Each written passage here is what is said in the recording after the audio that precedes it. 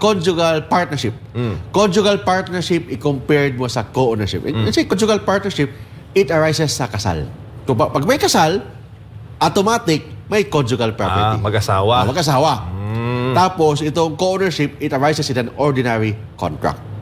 Second, pag conjugal partnership, ibig sabihin, there's gender involved. Dapat babae at lalaki. Ang partnership, irrespective kung babae, lalaki, tomboy, bakla, walang problema yan sa co-ownership. And third, ang parties in a conjugal partnership, dalawa lang dapat. Mag-asawa, dalawa lang. Wala namang mag-asawa na tatlo. Dalawa lang dapat ang parties in a conjugal partnership. In co-ownership, pwede dalawa, tatlo, apat, kahit ilan yan, walang problema. At least dalawa lang. And lastly, in respect to the shares of profits in conjugal partnership, hati yun. Babae, lalaki, hati as a general rule. Except pag may usapan sila in their prenuptial agreement. That's why importante din itong prenuptial agreement.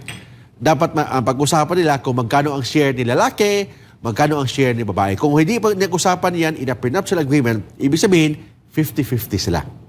In co-ownership, hindi 50-50 ang share. Ang share sa profits depends in proportion to their share in the property. Kung for example, 30% ka sa property, 50% ka sa property, yung profit din doon, 30% ka din or 50% ka din. Ibig sabihin, ang profit sharing mo is in proportion of the share of your property.